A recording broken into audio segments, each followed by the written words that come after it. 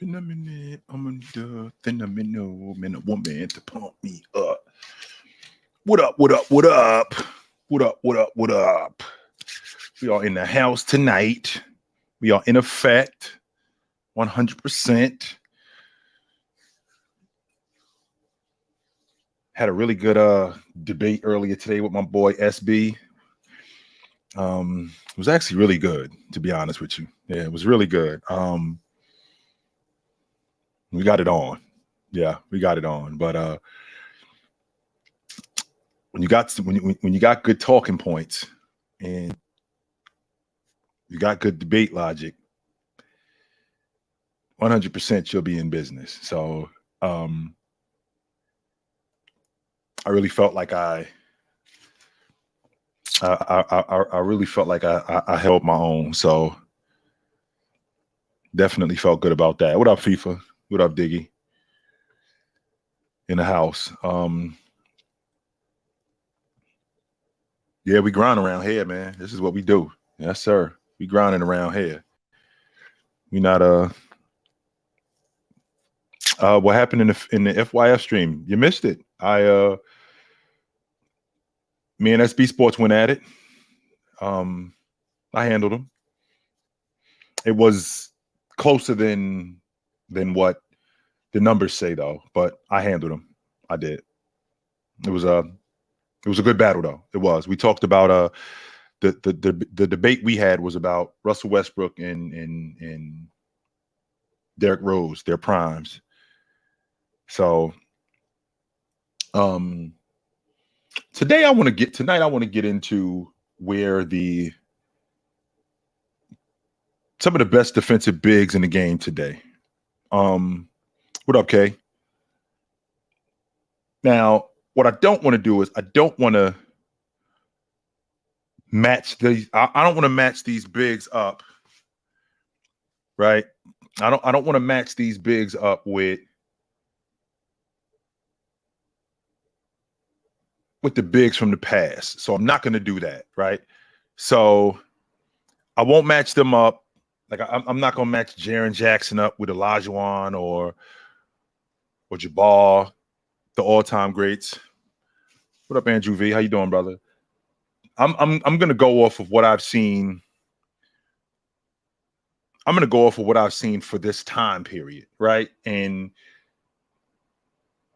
I still think that it's much harder, right? I think it's much harder to guard the rim than it is. I think it's much harder to guard the rim than it is to guard on the perimeter. The reason why I feel like it's much harder to guard at the rim than it is on the perimeter, because number one, it's just me and you. There's no, if I make a mistake, there's nobody to clean up my mess. There's nobody to help me. You as a perimeter player, if you make a mistake, I get to clean up your mess. That's me at the rim. That's me in the paint. That's me to derail that. That's me to deter him and get him out the paint, right? So when I think about the better bigs in the game, the better defensive bigs in the game, I'm a huge Evan Mobley fan. And the reason why I'm a huge Evan Mobley fan is because I see not just what his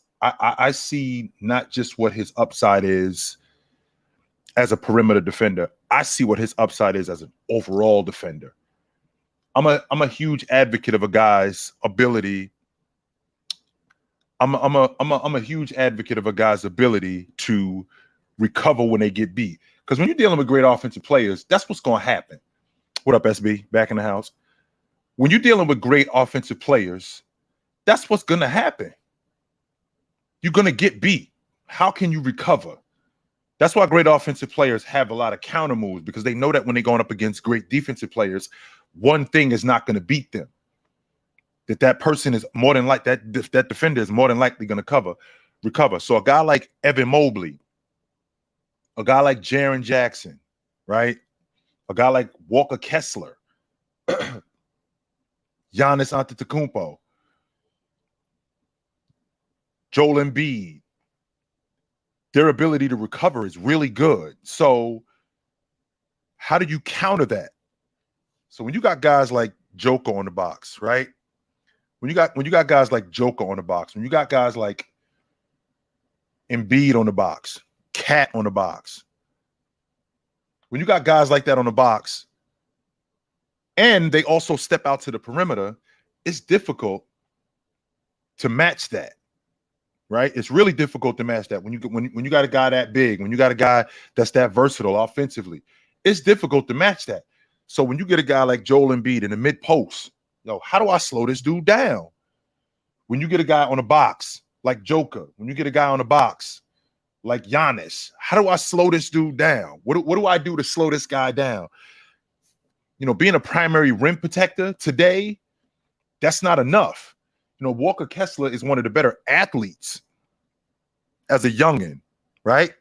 As a youngin, he's one of the better athletes. And I think that's great that they have that in him. You have to be able to guard at 6'10". You have to be able to guard at 6'11" on the perimeter today. You have to.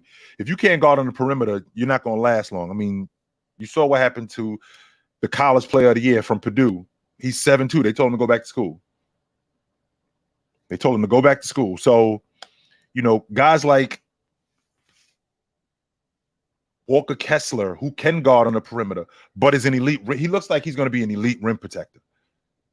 100% he looks like he's going to be an elite rim protector. And I dig that about him because you're going to need that, right? You're going to need that in today's game. I think that Joel Embiid can be a better defender than what he already is. I think he's concentrated a lot more on his defense, on his offense as of late than he has in the past. And I think that, as good as he was defensively this year, he was only that good in stretches, right? He was only that good in stretches. And because he was only that good in stretches, it wasn't that Joel Embiid was an underrated defender.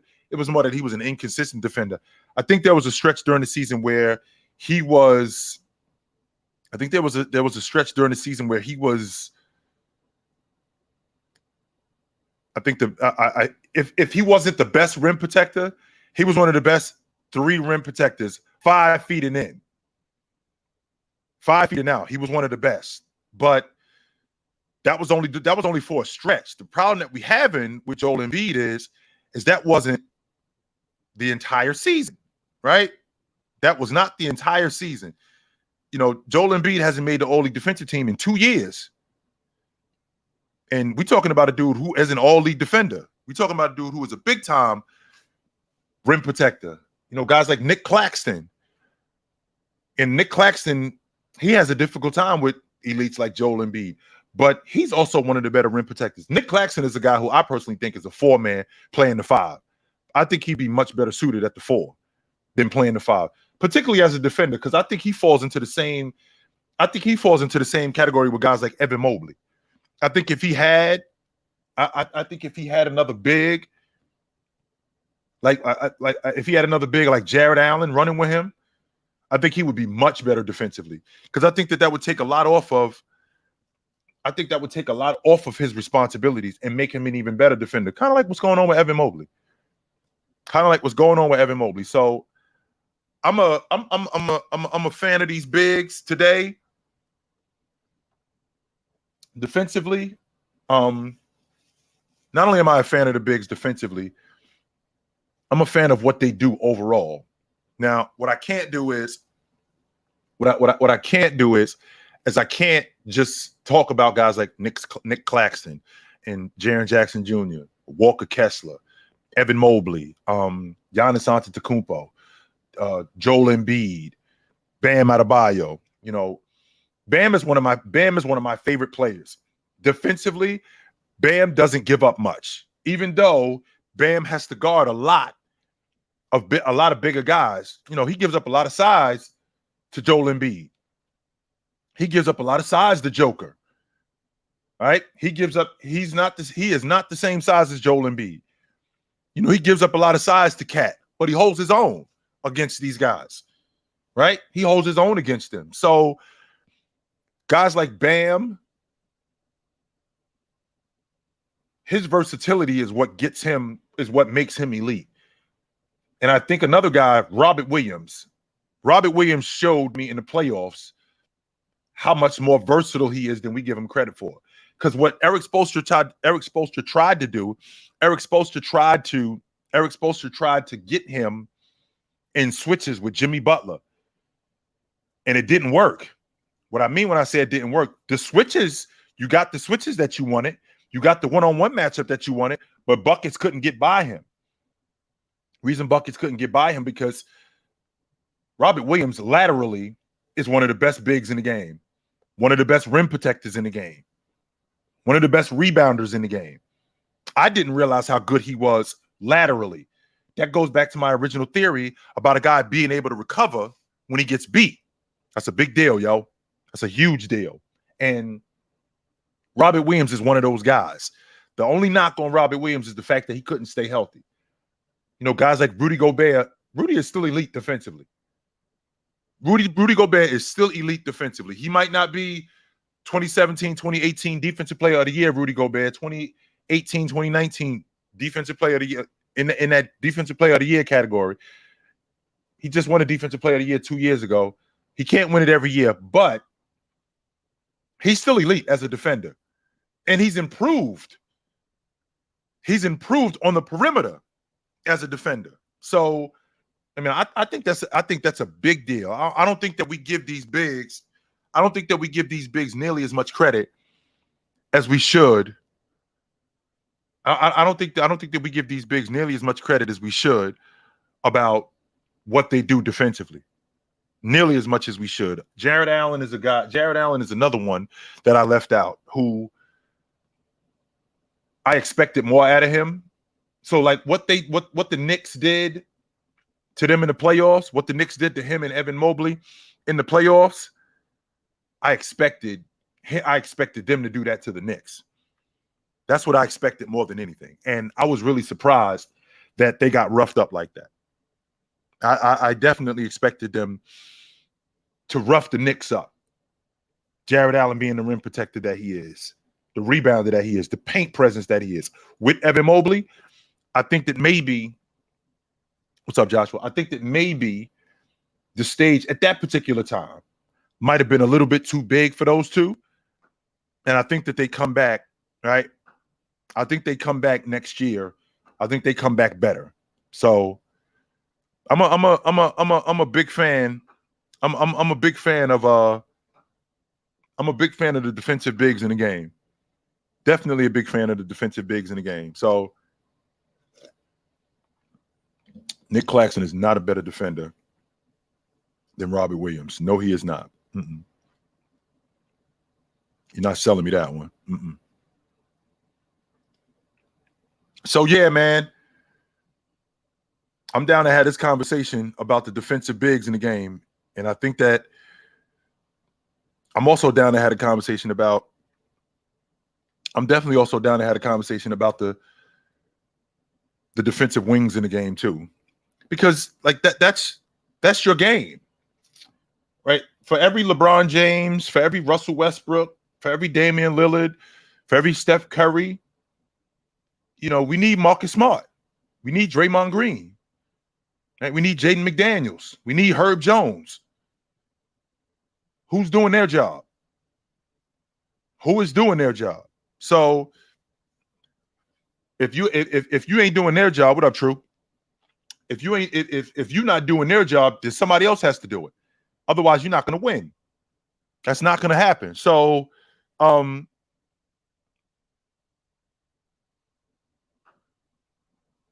a fan of the defender. I've always been a fan of the defender, but when I look at the defender today, I'm paying more attention to detail with the defender. Now, the defender back in the 80s and the 90s, there was a little bit more leeway, but that doesn't mean that he wasn't great. That doesn't mean that he couldn't step into today's game and be awesome as a defender, because he absolutely can. 100%. Scottie Pippen would be awesome today. 100% he would be. Scottie Pippen would be awesome in today's game. Alvin Robinson would be fantastic in today's game. Drew Holiday would be phenomenal in today's game. He would be phenomenal in today's game. Ali, you know who don't know ball? Somebody who says you don't know ball. That's who doesn't know basketball. If you got to tell somebody that they don't know ball, that means that you don't know what you're talking about. So there's no reason to tell somebody I don't got to tell you that I'm good looking to make you look ugly. I don't got to do that. There's no reason to do that. None. And to tell me that Nick Claxton is a better defender than Bam Adebayo, you got to give me legit logic on that. You got to give me legit logic on why Nick Claxton is a better defender than Bam Adebayo. And that doesn't take away from who Nick Claxton is as a defender. I think Nick Claxton is one of the better defenders in the game. He's one of the better rim protectors in the game. He's great at taking charges. I really dig that about him, right? I really dig that about him. He's one of the better one-on-one defenders. You know, you got a lot of bigs that are great help defenders and great team defenders, but you don't have a lot of bigs that are great one-on-one defenders where he's on an island in the mid-post, you and him. Nick Claxton is one of the better defenders in the game at that. Now, when you get pushed out a little bit further, 12, 15, 18 feet, how good is Nick Claxton? That may be where the separator is between him and Bam, because Bam is a little bit more versatile. Bam can switch on to perimeter players and not just switch on to perimeter players, guard perimeter players in transition, guard perimeter players for stretches. That's where the separator is between him and Nick Claxton. I think it's the versatility. I don't think it's the rim protection. I don't think it's the paint presence, because I think both Bam and Nick Claxton have really good paint protection. I think the versatility is where the separation is between Nick Claxton and Bam Adebayo. So let me say what's up to my man Sneed, see what he's talking about. I got a call on line one. What up? Chill, what's going on, bruh? What up? All right, so you're talking big men in the NBA playing defense, right? I am. And anybody who knows that I'm a huge Evan Mobley fan. Anybody who knows me knows that.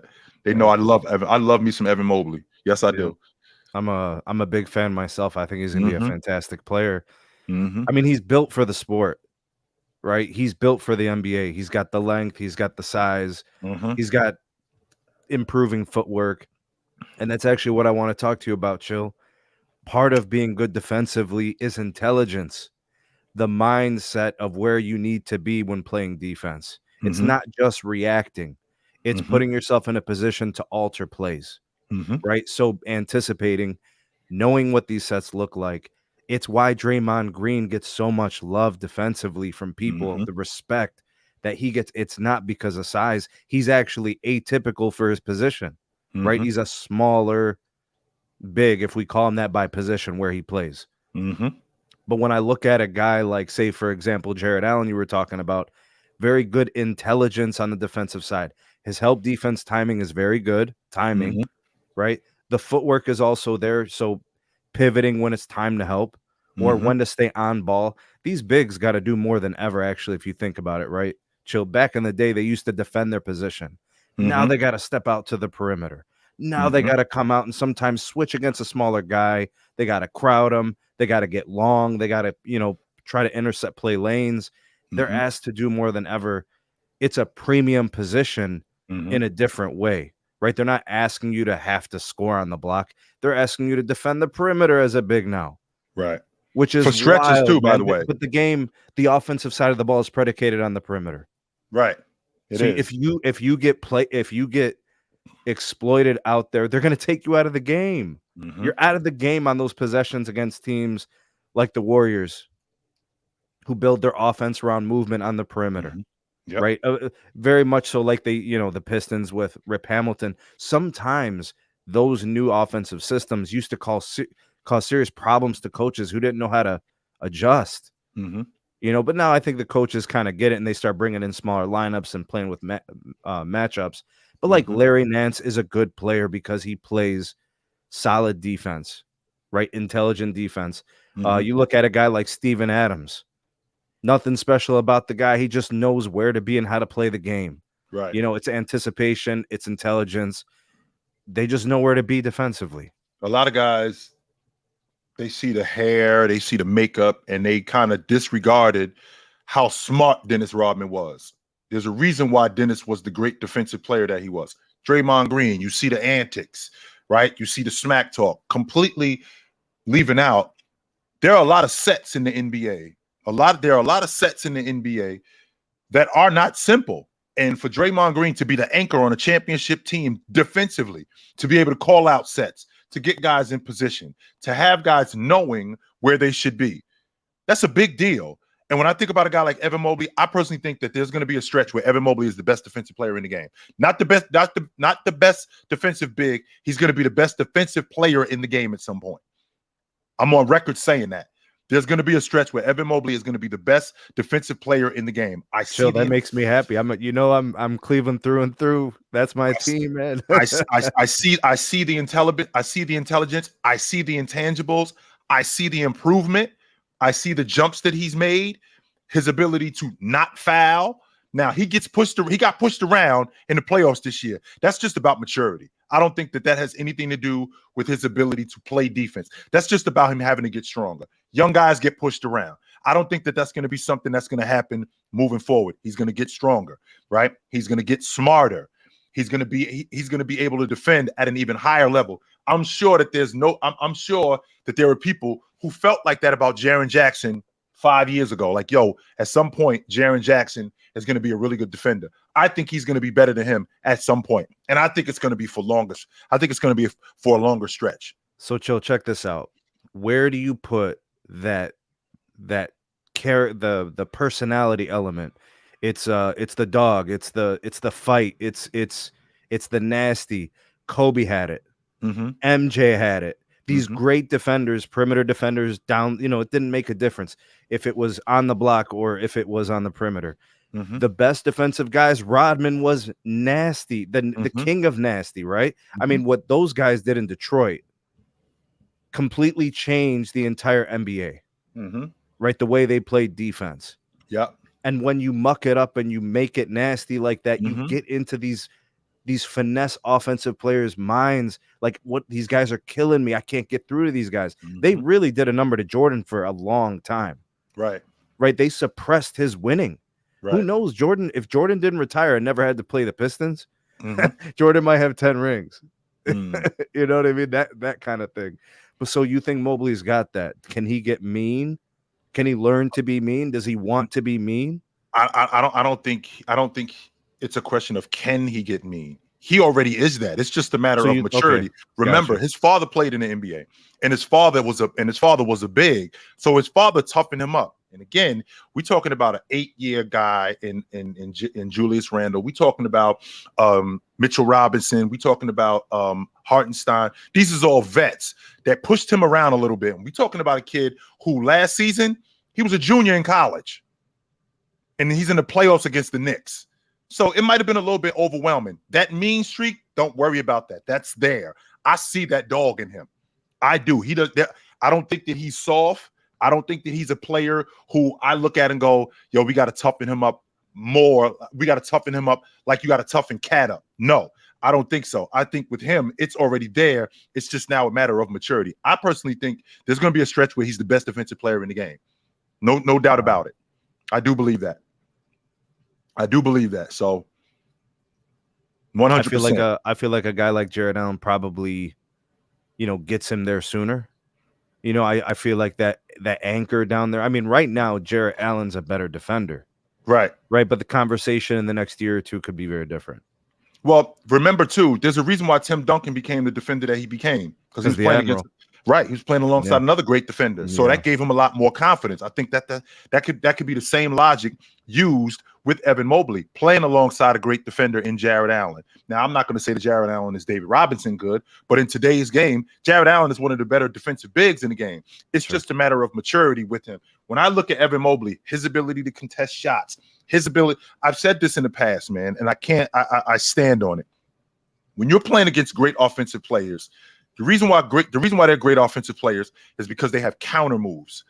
Hakeem Olajuwon, the reason why he had counter moves against David Robinson, because he knew I can't just give him one thing.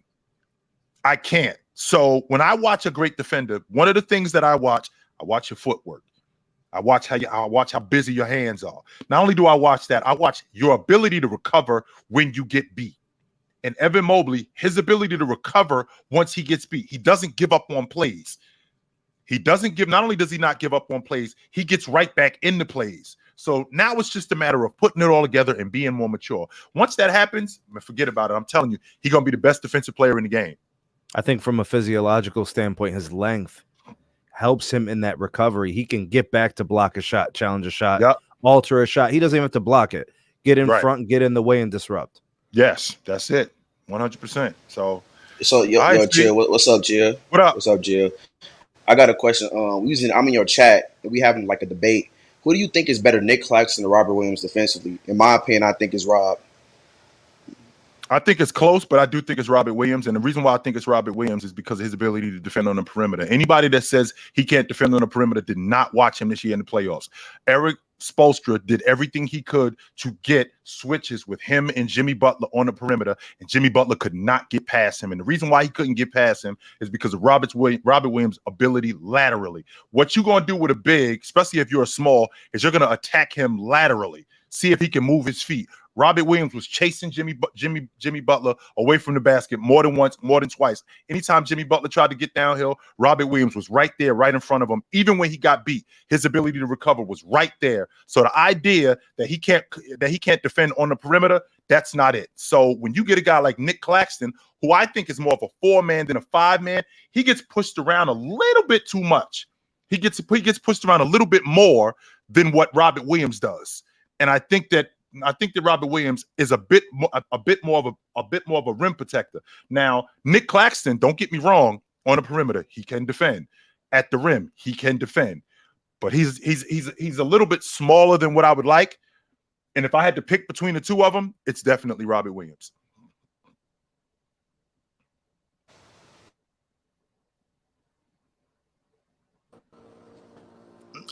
Y'all get me? Yeah, what up? Hey, so SB, what up? SB, what up? So I'm trying to get an answer to, because the name of your video was Young Bigs or Young Centers, I guess, in that case. Or Bigs in today's game defensively. That's 4-5 and Bigs in today. That's 4-5. All right. So I'm trying to think of young bigs this past year that was better than Nicholas Claxton, because I thought he got finessed out of or defensive selection.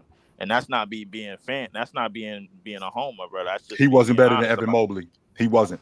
He wasn't better than Evan Mobley. He wasn't better than Bam. Okay, all right, that's two young bigs. Okay, was he better than Jared Allen this past year? I think you can make a case for Jared Allen. He wasn't better than Jared Allen this past year. Was he better than Walker Kessler this past year? No. He wasn't better than even though Walker Kessler played half the season, but okay. Was he even better than Robert? Was he better than Robert Williams? Was he better? Yes, than Robert Williams? Robert Williams was played how many games this year? I can't say. I thought I had to look it up, but I don't know. Robert Williams, I think he played. I think Robert Williams played 55 or 57 games this year, something like that. But I think Walker Kessler played 47 games, something. 47 games. So I think something like 47 games. Walker Kessler as a rookie was better than Nick Claxton, who finished at the center position, top 5 or top 10 in total blocks and steals. Well, just so you know, that logic doesn't work, Leaf. You know why that logic doesn't work? Just so you know, Anthony Davis, he played more minutes and less games than the defensive player of the year this year. And he was better and he was better than Triple J. I understand that logic doesn't work. Chill. Pay attention. We talking about young bit. We talking about young biz. You titled this. We talking about young. AD and young is last I checked. So my thing is just like when I'm focused on the conversation of who we just said. We said Walker Kessler. You said Evan Mobley. You said Bam. You said Jared Allen and who else we said? Who else? Mobley. Yeah, Mobley. I said Mobley. Nah, we said Robert Williams. That's what it was. Robert Williams is about 24. Mobley too. Yeah. I said Mobley. So out of them 5, Nicholas Claxton this past year wasn't better than none of them. Mobley. Not Mobley. Mobley, no. Okay, all right. Mobley. We agree. Mobley, no. Bam, 100%. Triple J. I'm not ready to put him ahead of Walker Kessler, man. Walker Kessler as a rim protector and as a paint presence, I think he was better than Nick Claxton. I mean, but we just talking defense. That's all we talking about. We ain't talking about nothing else. My thing. We just talking defense. Right. That's it. So remind you just told everybody that Nicholas Claxton, he know how to take charges. Mind you, he was he know how to get in the passing lanes. He know how to rim protect. So like all of those three added up, like he could do a little bit more than rim protect. Right. That's my question. Like, can he not? Yes, he can. He does. He's Nicholas Claxton is not just a rim protector. No, he isn't. So neither is Walker Kessler. Neither is Walker Kessler. Okay, all right. So chill. One more time. As a defender, that's all we talking about. That's all we talking about. We ain't talking about nothing else. All right. So as a defender, we talking about an overall defender. Better than none of those names. And somebody doing Triple J one depoy. All right. So he wasn't better than none of those names. I think only one. Maybe Walker Kessler is probably the Walker Kessler one. Maybe I might have to come off Walker. I might have to come off Walker Kessler, Leaf. I do. I'm thinking about Walker Kessler because I'm thinking about Walker Kessler's upside. I'm not thinking about Walker Kessler right now, so I got to come off. So Jared, how was Jared Allen defensively this year? He was good. He was solid. Yeah. Yeah. He was better than Nick Claxton. You thought he deserved a nod for all defensive team instead of Nick Claxton because I recall Nick. Did he make the all-league defensive team? No, I don't think he did. Right. I think it was who was the two bigs that made it? It was Bam and Brook Lopez. I think it was Bam. Okay. It was Bam and Brook Lopez. Yes, it was Bam and Brook Lopez. Even though Anthony Davis should have been starting on that team, but anyway, that's something completely different. And then at the 4 you had Triple J and Evan Mobley, so like that was hard to really like decipher. I had an issue like a while back with Alex Caruso, but then I had to go look again, and I was like, all right, put respect on Caruso's name. Don't do that. Please, he had us as a top 10. Don't do that. No. He had us at a top 10. You was just as surprised as anybody. Stop. I was in here when you was but surprised. the age he had us element. as a top 10 defense. But the age Alex element. Caruso was good, man. 23. Oh man. I had to go back and look at it. But my thing is like Nick Claxton. If I don't recall, Nick Claxton was top 3, top 5 in defensive player of the year voting all year long, and didn't get no nod for an All NBA team. I don't recall Jared Allen being there. I don't recall Walker Kessler being there. I don't recall Robert Williams being there. I don't recall a lot of them young bigs that we just named in that conversation being there. So y'all telling me this year, I'm just talking about this year in the 22-23 season. That's all we're talking about. You can make an argument for Kessler. Yeah, I think that's only one. We're talking about in the 22-23 season. This year, listen, I honestly don't think it was legitimately 5 young bigs that was better defensively than Nick Claxton. I don't. I mean, but if anything, if that's the case, what you're arguing, I think Claxton is like at 5 though, because he's not better than Bam, he's not better than Allen, he's not better than Mobley. Kessler, I think he was better than Allen this year, but that's just me. But let's go with Allen though, right? Yeah, let's go with Allen. They played together, and Allen had him on sitting on the bench. Right. So let's go with Allen. All right, okay. Allen is legit. Okay, I'm gonna take Walker Kessler off the books just off the simple fact that he's young. He played 47 games. I felt like he was better, but I'm looking at his upside more than anything. That's what I'm looking at. But now, when we're talking about Bam, when we're talking about Evan Mobley, who else did we say? Triple J. Them 3 guys, he was not better than any of them. No. All right, them three right there, I'm not arguing. Anybody else after that? I'm sitting up. When we say young, how old is we going at young? Like Evan Mobley just finished. I think we just named the best young defensive big. No, I'm saying what's the highest like age 26 or younger? I say like the oldest out of that bunch is a dude in the league 8 years, he ain't young. A dude in the league 7 years, I think the oldest out of that bunch in terms of age, no more than 4 years in the league. That's what I'm saying. No more than like 4 years in the league. Yeah, but if we say 25 and under, Nicholas Claxton is definitely top 5. Robert Williams is 25. Robert Williams is 25. Okay, boom. Robert Williams is 25. Jared Allen is 25. So Robert Williams, Bam, Evan Mobley. Somebody said Miles Turner in the chat because he keeps on saying he keeps spelling out. What about Miles Turner? No, not Miles Turner. No. Okay, so Jared Allen is how old? 26? I think he's no. Actually, he's younger than that because What's his name? Who am I thinking about? I'm thinking about Donovan Mitchell. What about Mitchell? Of that starting 24. Of that starting 5, Donovan Mitchell is the oldest, and he just turned 26. He's the oldest. Of that starting 5. So Jared Allen 20 younger than 24, 25. I think. Yeah, I think he's Robert 24. Williams is 25. Yep. Walker Kessler is the rookie. Triple J only been in the league 2-3 years. Yep. Nick Claxton just turned 24. Evan Mobley, he just finished his second season. Who else? Did I miss somebody? 21. Yeah, he just turned 21. So Bam. Jared Allen is 25, right? Bam's 25, right? So Bam, Robert Williams, Evan Mobley, Triple J. I'm leaving somebody out. Jared Allen. You can make a case for Jared Allen. You right? say Mobley? I did say Mobley. Jared Jackson. I think he said Mobley, Triple J, and Bam. I'm not arguing those 3. Mobley, Triple J, Bam, Robert Williams. I'm not. That's it right there. Okay, all right. Then I'm cool with Nick Claxton. That's 4 right there. If anything, he's at 5. He's at 5. And Nick Claxton was not in the top 3 in terms of defensive bigs all year. I think he finished 10th or 9th in defensive player of the year this year. Yep. At the 5. He finished behind Triple J.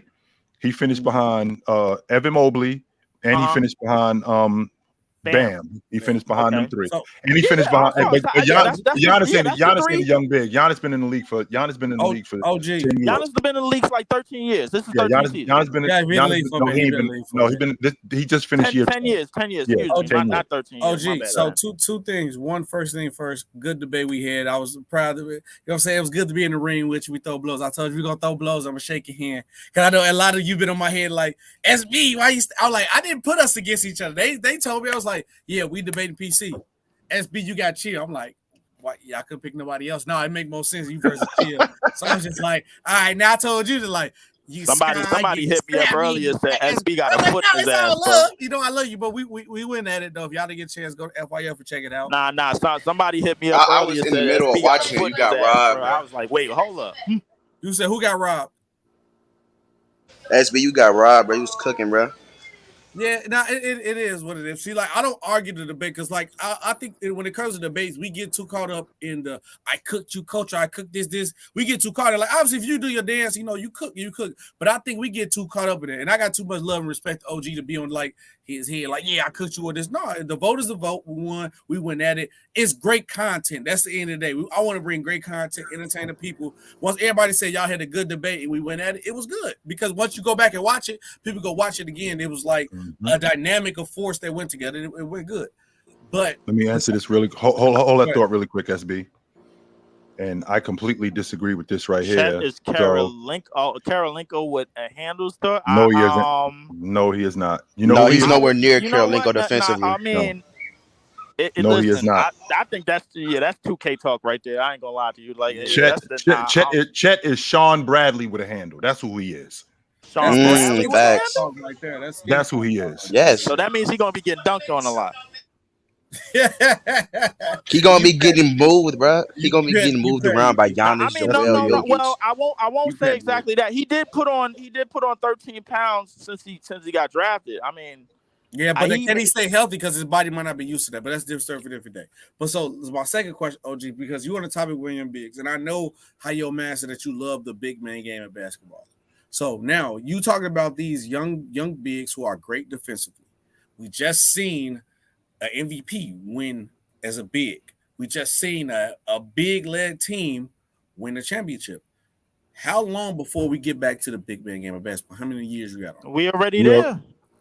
We already there. See, what I'd like to equate the big man to, think about updated. You work in editing. Think about software that's just gotten updated. It's the same stuff. It's just gotten updated. So the guys, Lajuan, Shaq, David Robinson, them dudes gone. So now we have Giannis, we got Embiid, we got Joker. They still do big man stuff, right? So they still protect the rim. They still rebound. They still man the paint.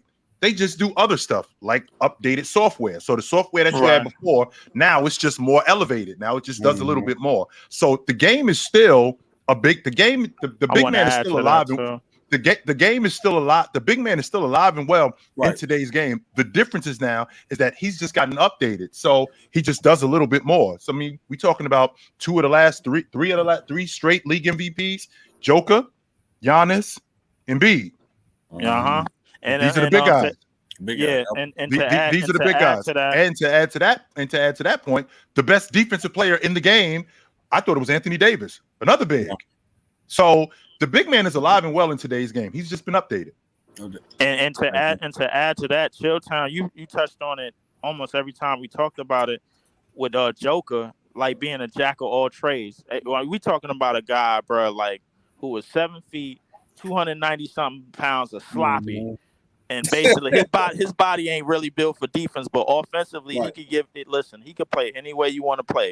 You don't give Joker nearly enough credit for getting in better shape, man. You don't give him enough credit. You remember Joker when he first came in the league till today? He's gotten in so much better shape, man. You don't give him nearly enough credit. I threw that out there for comedy, and you know it, bro. Listen, but he did drop the 30 pounds. I'm looking for Joel to try to get himself in some similar type of shape where he could be a little bit quicker, because we talked about that last video, Chilltown. If he could drop that weight and he could stay a little bit more healthier and get a little bit more agile and try to take less of like the brutal beating and try to go down. You know what I'm saying? But Leaf, you know who else doesn't look like much? Leaf, you Huh? know who else doesn't look like much? Luka doesn't look like much with his shirt off. Yeah. Right. You know, these guys, it doesn't matter what they look like. Luke. No. That's not the point I'm getting to. I only just said that for last. But my point is this: Joker, to me, like obviously among turning himself into the best offensive player in the game by far. Outside of Steph, maybe.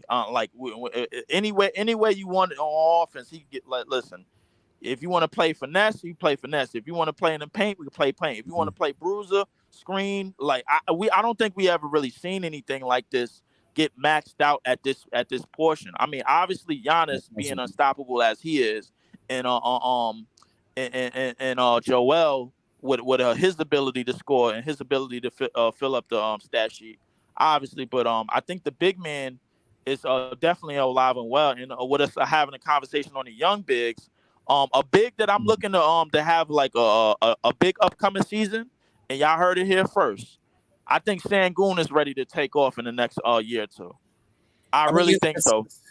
Is it because you just know he got Udoka too?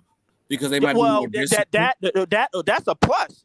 That's a plus, right. SB, because now with Udoka, now he gets like and having a offensive mind like Sengun. Like the thing about these European players, they know basic skill set, basic basketball, basic pass, basic cut. Like that. That's what they learn at the since the beginner level. That's what they observe in today's game. Look at Luka, look at Joker.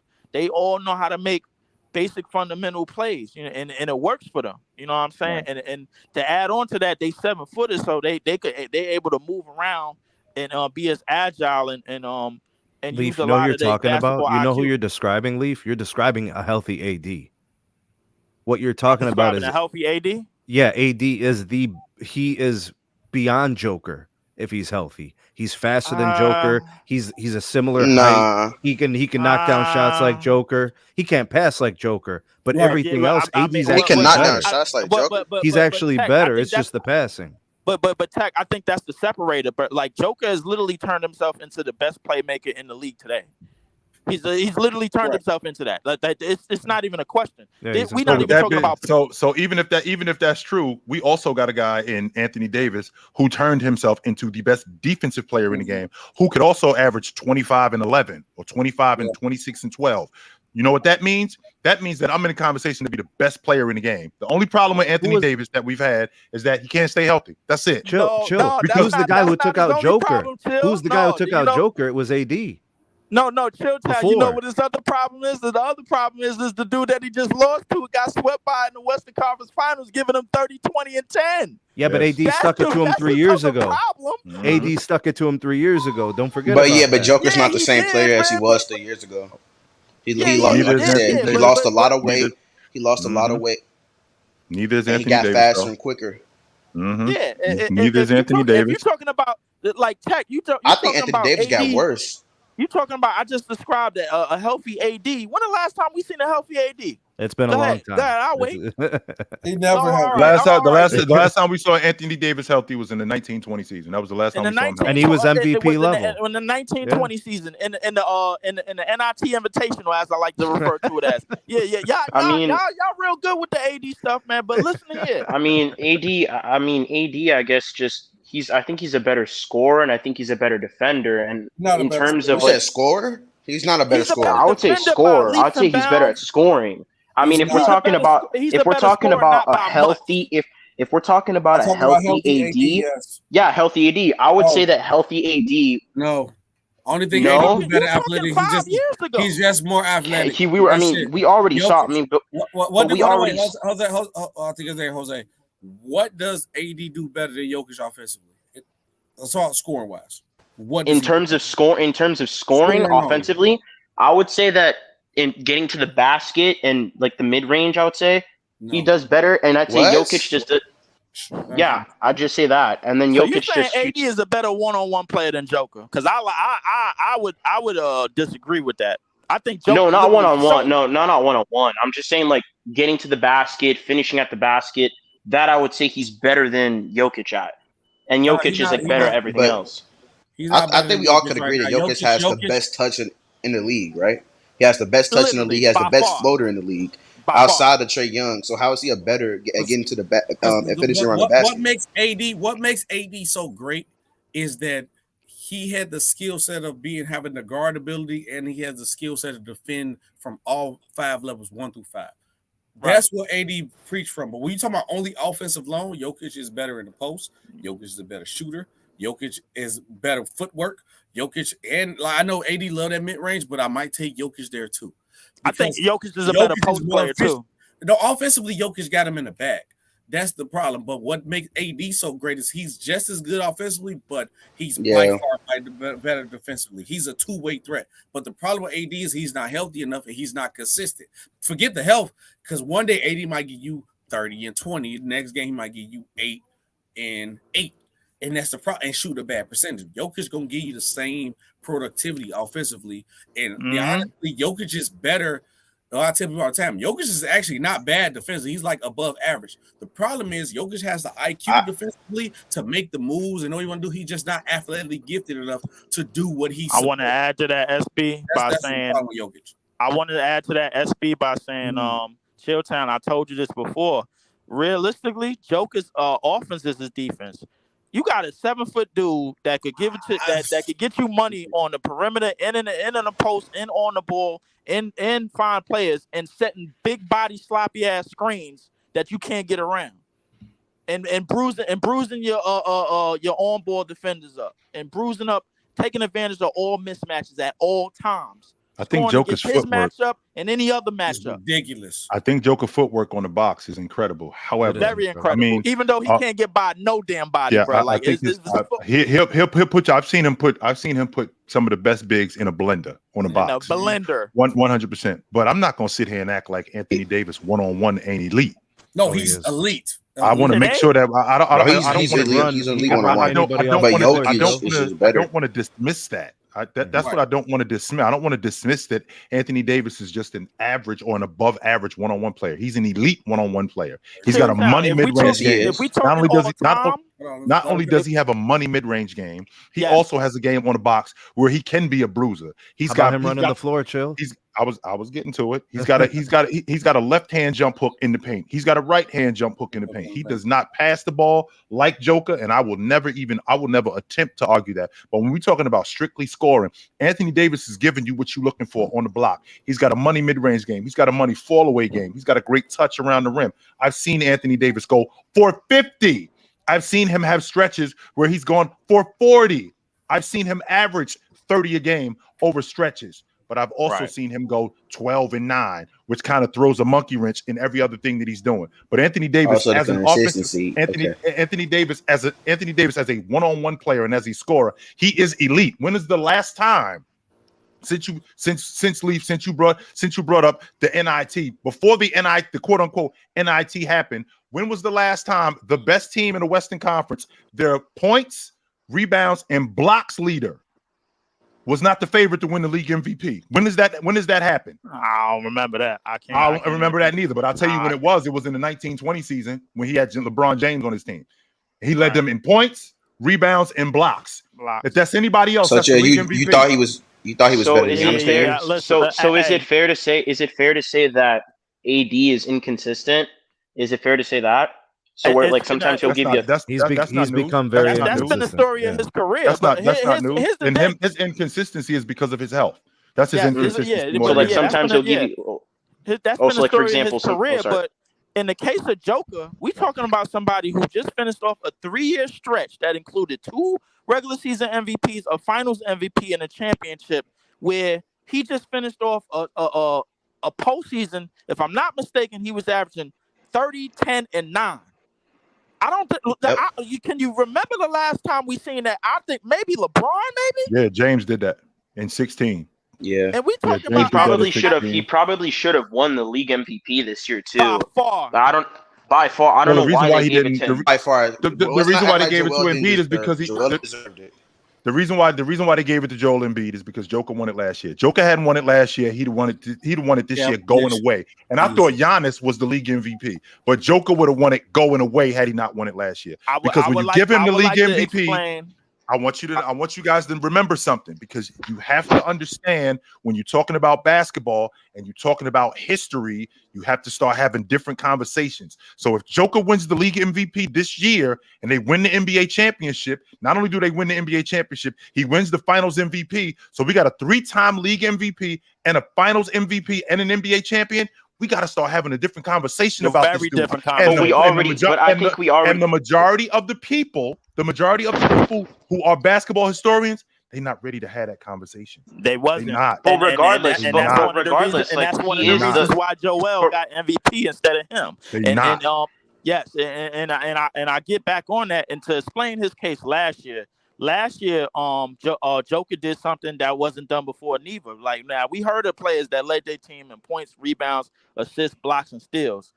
He did that with 2,000 points total, 1,000 rebounds total, and 500 assists total, and leading his team in field goal percentage. That was him last year. That's when he won the MVP last year. So if you're gonna tell me Joel deserved it last year, I would agree with you. But until I said those numbers that I just said. And then the first year, Joel kind of messed it up on his own. He got hurt, whatever the case may be.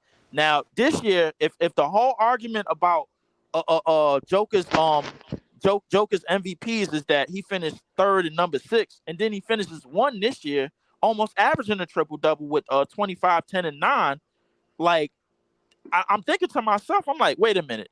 He just defeated that case and argued that case about being number 1 and finished number 1. And then you gave it to Joel anyway. So it seems like a big discrepancy in how they vote for it. You know what I'm saying? No, Leaf. This has been going on for a long time. I think that regardless of whether or not. Hold on for a second, Jose. Go ahead. This is a league. I mean, just you guys tell me, how many MVPs did Michael Jordan win in his career? 5. He could have won 10. How many MVPs did LeBron James win? 4. He could have won 10. How many times could Shaq have won the MVP? Derrick Rose deserved. How many times could these guys have won this award? Well, here's the thing, Tech. That speaks to the discrepancy, because Shaq got 1 MVP, Kobe got 1 MVP, Steve Nash got 2. That's my point. Is the setup of how they do the voting? Right. So I think that we need to change some things when it comes to the MVP. Okay, first of all, there is consistency with the league MVP. One of the consistencies with the league MVP is winning.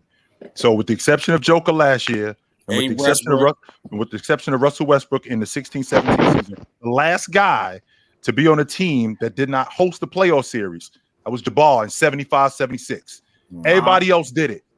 Everybody else, the team was hosting a playoff series. That means they was at minimum a top 4 seed. So winning matters. That's number 1. Number 2, how much work did you do while you was on this crew? So the problem that we're having with the league MVP is that a lot of times the best player wins the league MVP, but sometimes he doesn't. And because he doesn't, we have that guy lumped in with the best player in the game, when in reality that's not the case. So when Steve Nash wins the league MVP, there's nobody who actually watches basketball believes that Steve Nash is the best player in the game. Nobody thinks that. However, but when Tim Duncan wins the league MVP, yes, he's the best player in the game. No question about 2003, that. No question. He is the best player in the game. So when Giannis wins the league MVP, or when Jordan wins the league MVP, he's the best player in the game. And when the guy who isn't the best player in the game wins the league MVP, there is a legit argument for him. So when Barkley won it in '93, we all knew that Jay was the best. Chill. What about Dirk? We all. But what Dirk Nowitzki is another one. You can make a legit argument. Dirk was the best player in the game in 2007. You could make a legit argument. But what about Derrick Rose? Because we all knew LeBron was better. Derrick Rose. Wait. I thought LeBron was better. That's the consistent. Like the season, Rose. This is Derrick Rose guy. The reason why Derrick Rose won it because during the head-to-head matchup, LeBron played bad in one of those.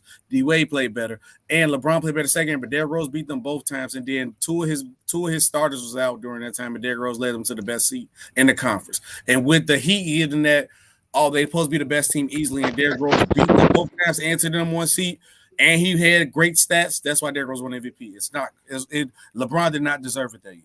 Now understand also. Now understand also, SB, what we're talking about. Hold on for a second. Understand what we're talking about when we're talking about the league MVP. Like I just said, sometimes the best player wins it, but that's not what the league MVP is. It's the guy who's the most valuable to his team's success. Because if it was the best player in the league, you can't give me legit logic how LeBron James hasn't seen the league MVP in 10 years. You can't. So it's the guy who is the most valuable to his team's success. So when you got a guy like Giannis Antetokounmpo who wins the Defensive Player of the Year and his team wins 61 games and he's averaging 29 and 12, it's pretty difficult to give somebody else give me legit logic that he ain't the best, that he's not the league MVP, as opposed to a guy like LeBron James, who again we're talking about a decade. If he's the best player in the game, how is he not the league MVP? The problem that we're having, like SP just mentioned, he talked about Derrick Rose. Derrick Rose in the 2010-2011 season. I thought Dwight Howard had a legit case to be the league MVP. I thought he had a legit case. I did. But is that the same reason that we gave the MVP to Russ? Is that why? Because Russ was the triple double. I know it was because of the triple double. So is that the same? Is that also like the same reason as to like he was really valuable to his team because he averaged a triple double? I think it's the bigger anomaly, Jose. But with his triple double and the time that he did it, but and then afterwards they didn't really care. But to get back to this year, now Chilltown. If I'm not mistaken, I don't know if I remember you saying, when the reason why Shaq didn't win more MVPs because him and Kobe was basically like became 1A 1B. Did you say something along the lines of that? No, I didn't. Before. Would you agree that that he didn't win more MVPs because he had Kobe on his team? No. And the reason why I wouldn't say that is because when I think about the other guys, when I think about the other guys in the league, and the other guys were doing a lot more. So, for example, in 2002, when Tim Duncan won the league MVP in 2002, I mean, I think they were the number one seed in the Western Conference. I think they won 58, close to 60 games that year in 2002. And they were at the top of the league. Tim Duncan was first team all defense. He was one of the best defensive players in the game. Not to mention that team with Tony Parker, who had just came out of his rook season, that next season with Ginobili, who was I believe Ginobili wasn't even on the crew yet. So we talking about a guy. We talking about a guy in Tim Duncan who was anchoring that defense. David Robinson was just about over at that point. I think he retired the next year. And we're talking about a guy again who is the most valuable to his team's success. I actually had a big argument with Shaq about this when Allen Iverson won the league MVP, because again, we're talking about a guy. We're talking about a guy who's the most valuable to his team's success. If you take Bryant off that team, I think the Lakers are still a playoff team. If you take Shaq off that team, I still think that they're a playoff team. You take Tim Duncan off San Antonio at that time. Take Tim Duncan off that team at that time. San Antonio was having a difficult time making the playoffs in that nightmare of a West. I think they're having a difficult time, which goes back to my logic about being the league MVP. How valuable are you to your team's success? But here's the thing. The reason why I brought not to cut you up, but the reason why I brought it up this year is because when the league MVP this year, Joel Embiid, he had James Harden as his second best player. The second best player on Joker's team was Jamal Murray, who just came back from the injury. So my thing is that you had a guy averaging 20 and 10, and remind you, you just said it about the AD team, the AD bubble team, when he was leading the team in scoring, rebounding, blocks, steal, everything except for assists. And LeBron was, and neither him or LeBron got a nod for MVP that year. So my thing is the consistency to me just might be a little bit off in that aspect. Because so you know what else matters? Keep going. You know what? Because here's the thing: if you got a guy with you that's averaging 20 and 10, and you averaging 30 something and 10, and usually before they'll look like in the past, it seemed like to me the league will look at that and be like, oh no, hold up, they got two guys averaging double doubles, man. We can't give this dude MVP. We got to give it to. It seems to me, bro, that they would do that had Joker not won MVP in the previous. So how'd they give LeBron the MVP in Miami? 3 straight, huh? How'd they give LeBron the MVP in Miami? In what was that? The second year, right? His second year in Miami. Yeah. The second year in Miami, if I'm not mistaken, I think Wade. You know, you got D Wade, you got Chris Bosh. Yeah. But I think Wade. And then won it again the next year too. I think Wade numbers dipped a bit like during that time. It might have dipped a bit during that time. I don't remember exactly. Yeah, but he was coming off of finals. He was the reason that they won the finals back in 2007. Yeah. I know. But here's my thing: the Wade that was with LeBron during that time was more of was more digressing to bring LeBron as he even said it, bro. Like, yo, LeBron, you got to be the guy. You got to lead us. So let me answer your question, Leaf. So like you were just talking about with Anthony Davis in the 1920 season. And I said this before the season started. I said that if James led the league in assists, because they had moved him to the point that year, if you remember, they had moved him to the league guard. And I said, if James leads the league in assists, the Lakers are winning the NBA championship, and he's winning the league MVP. And he was on his way to doing that. He was right about one. He was on his way to doing that, because if you remember that last time, right before it was maybe 2 weeks before the pandemic shut the country down, he had outplayed Giannis. For the second time, he had outplayed Giannis, yes, he did. And they were on their way. At that point, they were on their way to winning 60 games. So they would have been at the top of the Western Conference. He probably would have won the league MVP that year. That's number one. Number two, we just got finished talking about it, Leaf. They ain't ready to have that conversation if Joker wins the league MVP this year. If he wins it for the third straight year, and not only does he win it for the third straight year, he wins it for the third straight year and wins the NBA championship and wins the finals MVP. Guess what we got to start doing now? We got to start talking about him like we talk about Bird, like we talk about Chamberlain, like we talk about Olajuwon. Look, what if he has... You see what just happened with Snead? You see what he just did? Damn. Because you know what that means? Yeah, we got to start having a conversation. He's not ready to do that. So chill. But what if he has the same? But what if he has kind of like the same year that he had this year, and he's also Giannis? They give it to Giannis. They're just gonna keep giving it to a different player every time, even though we know that Jokic is the best player. You mean there's not politics? You mean tell me there's not politics in the league? Jose, we just saw LeBron James for a decade. First of all, Jokic is not the clear-cut best player in the league. No, he's not clear-cut the best player in the league. Well, not clear. I'm just saying, like, for Giannis and Curry. What if? Jose, we gotta remember something. Did we not just see for a decade LeBron James not see a league MVP? Did we not see that? Yes, we did. We did say that. But for a decade, Leaf, not for 2 years or 3 years. For 10 years, we haven't seen him win a league MVP. Yes, absolutely. Listen, and I'm on board with you on that. Like, now, here's my thing. With that being said, do you believe that there was something constructed behind the scenes, or like within the media, within the votes, to make sure by no way, no how that Joker was going to see a third straight MVP? Do you believe that? Yeah, I just saw Snead go like this. I'm 100% confident that there are reporters that were not ready to have that conversation that we were going to have to have. We were going to have to start talking about that. That's not a conversation. I'm not saying that that's a conversation that would have just been in jest. We would have had to have a 3-time league MVP. It's only 3 other guys: Bird, Bill Russell, Chamberlain. Guys that won the league MVP 3 straight years. 3 straight times. So now Joker wins the league MVP 3 straight years. Not only does he win the league MVP in 3 straight years, sweeps LeBron James out the playoffs, and then wins the championship and wins the Finals MVP, like you just mentioned, averaging 30, 10, and 9. You think we having the same conversation about Joker now? We gotta have a way different conversation about him. You crazy? They ain't ready to do that right now. Hell again, no. That's why I'm wondering, like, what if he ends up being? What if he ends up like the favorite? What if and that whole Kendrick happened, and then boom, like he kind of at the beginning of the season, Jokic was the favorite to win MVP. If you remember, he was paced to win his 3rd MVP. And the whole Kendrick Perkins thing happened. It was Luka who was the favorite to win. So you telling me Kendrick Perkins alone got wait, no.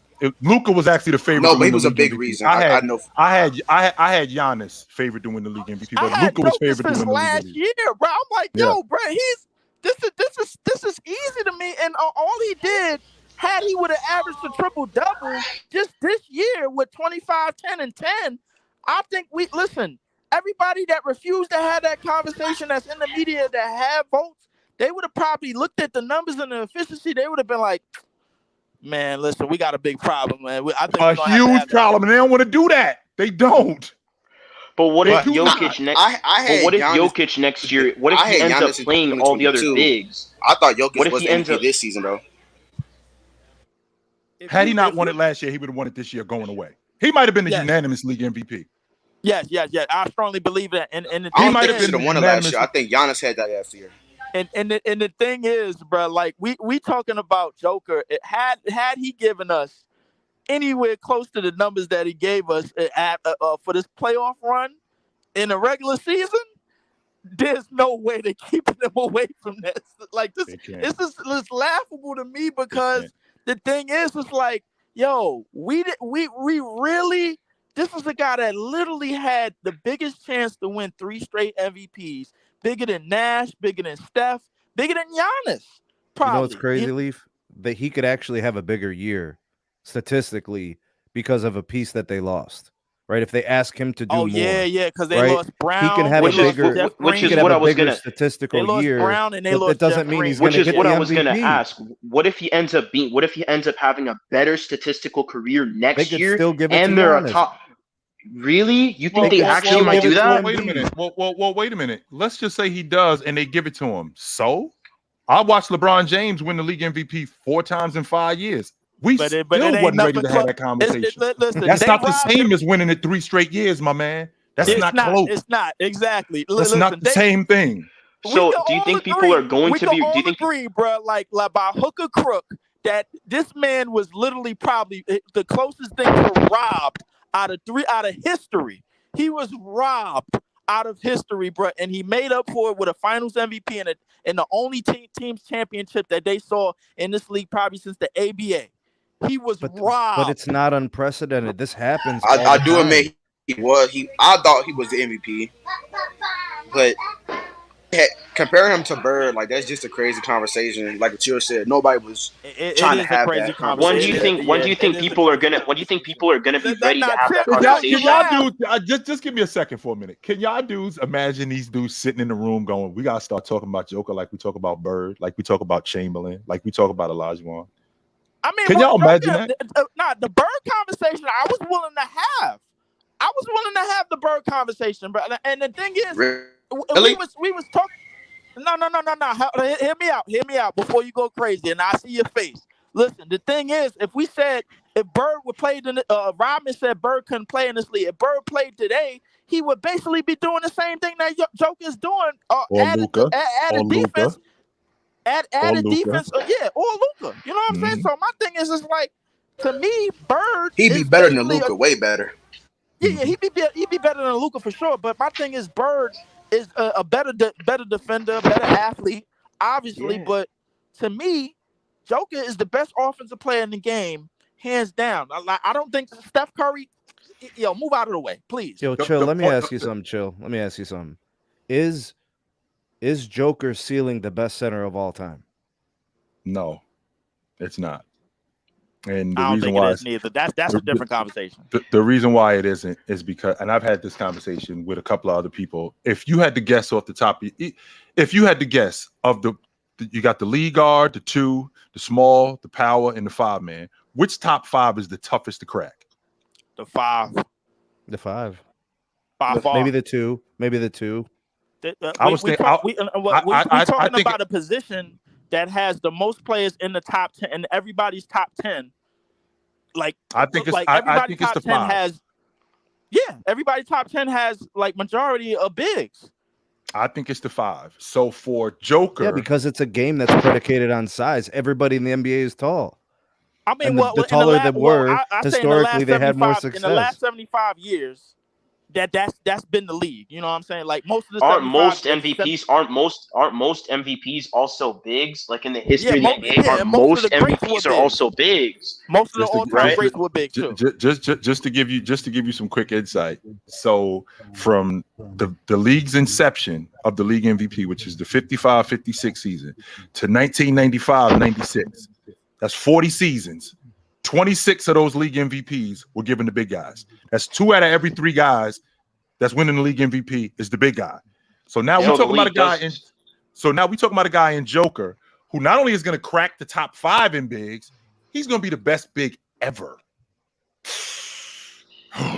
When do you think that we're gonna be comfortable with having that conversation? When do you think we're gonna be comfortable? How many seasons to like talk this about him, like we talk about like Bird, like how we talk about Chamberlain, like how we talk about guys like that? When do you think we're gonna be comfortable with talking about Joker and putting him on that level to where we're comparing him to all-time greats like Bird, Chamberlain, Pat Ewing? You know, guys even like if they win the NBA championship next year and he wins the league MVP again, if he wins the league MVP again next year and they win the NBA championship and he wins the finals MVP, we gotta start talking about him different. We have to. Wild. We have to. Chilltown. That's wild. Just in terms of offense, are you ready to have that conversation as him being the best center offensively you ever seen? No, you ain't ready to have that conversation. He was not better than Olajuwon. No, he was not. Offensively, we just talking offensively. We're just talking about offensively. He was not better than Olajuwon. No, Olajuwon? Listen, if you would have said Shaq, I would have been like, what about at the end of his career? What about at the end of his career? Like, are you comfortable then? Like, I gotta see if he continues down this road. We may be having a different conversation, a legit conversation. How many years? Let's just say another 4 or 5 years. Like another 4 or 5 years of this. No, 10 years of this. You need 10 years of this. Fine, 10 years of this. No, not even. Okay, so we're talking about the best of all time, right? Now, when I talk about the best to ever do it, one thing that I care about, and this is very high on my list. I care about what you did. I care about who you did it against. And I care about how long you did it. Now, remember, Joker just got nice. It ain't like Joker been in the league for 10, 12 years. Joker only been nice for like 4 or 5 years. Facts. So now what you're asking me is, you're asking me to talk about Joker like I talk about Olajuwon, like I talk about Shaq, like he's been doing it for the decade, like them dudes did it, which means that I need another, at minimum, I need another 5 years for him to play at this level, at minimum. If he can do that, now we having a different conversation. Because I did watch Olajuwon go 24 and 12 and 3.5 blocks for a decade. I watched Shaq go 25 and 12 in 2 blocks for a decade, and them numbers go up in the playoffs. I did watch that. Plus all the all-league nods, all defensive nods. I did see that. I mean, don't forget, Shaq in 2000, not only did he win the league MVP, he finished second in the league in Defensive Player of the Year that year. Right. All right, so Chilltown. So all right, so the gatekeepers, so to speak. Kareem, gatekeeper. Shaq, gatekeeper. Hakeem, gatekeeper. Wilt, gatekeeper. Anybody I'm missing? Jabal. I said Kareem. I said Kareem, Hakeem, Russell, Shaq, Wilt. Russell. Bill Russell. You think you could? You really think that he's? You think Bill Russell's a gatekeeper? Okay, all right. Offensively, we talking about like Shaq. Oh, you talk about so we talking offensively, right? Offensively, so Shaq, offensively. So we're talking about Kareem. Offensively, we're talking about him. Yeah. We're talking about him being better than Bill Russell. Here's the thing, right? I won't argue. If Joker retired today, he's not better than any of those guys. Argument with Hakeem? Is there argument with Hakeem offensively? I think so. I think there's an argument. I think. Okay, I think he's got a case. So the 3 that's left to crack: Shaq, Kareem, Wilt. Would you say that? Yes. Offensively. Right. So that's the only three. Damn. I think he might be able. I think he might be able to get past. He might be able to get past Wilt, but I don't know about like. You don't think he might be able to get past Wilt? No way. Offense. I'm not talking about all time. I'm talking about like offensively. From an offensive standpoint. Hold on, chill. You said that the competition mattered. Hold on a second. Yes, sir. You got Wilt over Shaq, and Shaq had to play against the death row of centers.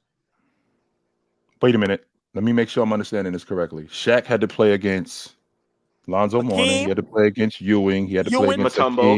He had to play against Mutombo. He had to play against David Robinson. Right. So who and Pat Ewing, correct. So those 6'5" men. So in the middle of those 6'5" men, just so you guys know, there was the Dwayne Shinches of the world. There was the Felton Spencers of the world. There was the Kevin Duckworths of the world. Now remember, when Chamberlain is running around, it's only 8 teams in the league. So guess what? So instead of me only having to see Olajuwon once or twice, I got to see Bill Russell 10 times. One guy though. That's Christmas. one guy though. I got to see one guy. I'm not done. I got to see Nate Thurman. Right, I gotta see. Who am I thinking about? I gotta see Willis Reed. I gotta see Walt Bellamy. I gotta see these dudes way more than I would have to see Dwayne Shinches and Kevin Duckworth and Felton Spencer. I got a question. Hold on. Those guys, Dwayne Shinches and all of those other guys. Those guys aren't littered in when there's 10 teams in the league. I got to see the tougher competition way more. Right. I understand you. Now I got a question. Now after Bill Russell, you name I think Willis Reed, Bellamy, Nate Thurman, to Chamberlain. Me, Wayne Embry. But we talking about Chamberlain's competition. All Pettit. But like Pettit, I think Pettit played the 4. Pettit played the 4, right? Yes, but he was one of the better big men in the game. Okay, all right. So can we use the Tim Duncan argument for Shaq? No, because Tim Duncan wasn't nearly as good at the 5 than he was at the 4. Oh, okay. All right. I just wanted to make sure we still on track. All right. So here's the thing. All right. So, the Willis Reeds, the Nate Thurmans, the Walt Bellamy's, compared to David Robinson, Hakeem, Patrick Ewing, who else? Am I missing somebody? Just those three to compare to those three, to me it seemed like a gap. David Robinson, Hakeem, and Ewing is top 10. Like the centers that you named and Wilt Day outside of Bill Russell, they may be top 15 and top 20. Am I lying about that? So you're saying, so what you're saying is that Shaq's competition was better than Wilt's competition. Is that what you're saying? Shaq's elite competition was better than Wilt's elite competition. Right, like his elite, like those elite But bigs. the difference with that logic, though, Leaf, is that he didn't have to see those guys. When Shaq played in Orlando, he only had to see Olajuwon twice. Chill. Who did he score 100 points on? Which center that you named?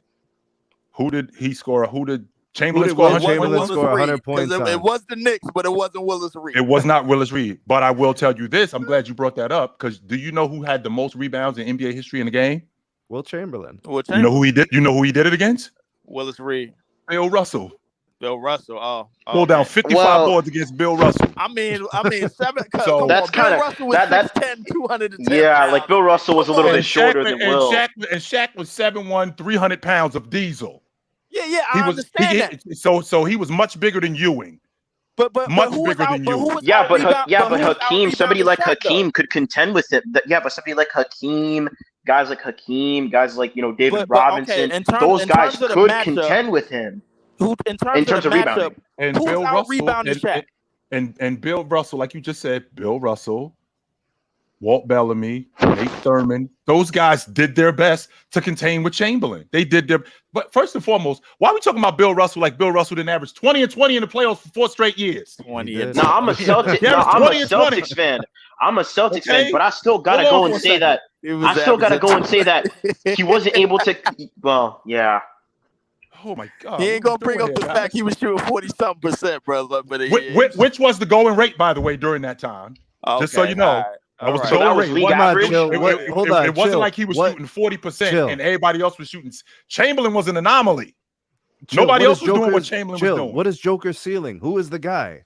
Is it Will? Is it Hakeem? Is it Shaq? I think Hakeem is the argument right now. I'll tell you that. I'll tell you this. When you say his ceiling, I don't know if you guys remember Arvydas Sabonis. He's better. He's a better version of Arvydas Sabonis. Not only is he a better, keep going. You got to go better. There's a higher ceiling. No, because before Arvydas Sabonis broke down, he was on his way to being in that conversation with the guys we're talking about right now. So Joker is on his way to being in that conversation. So Joker, I already thought Joker was a top 10 center. He was already in the conversation before he did what he did in these playoffs. I already thought that. Him winning the NBA championship just stamped that.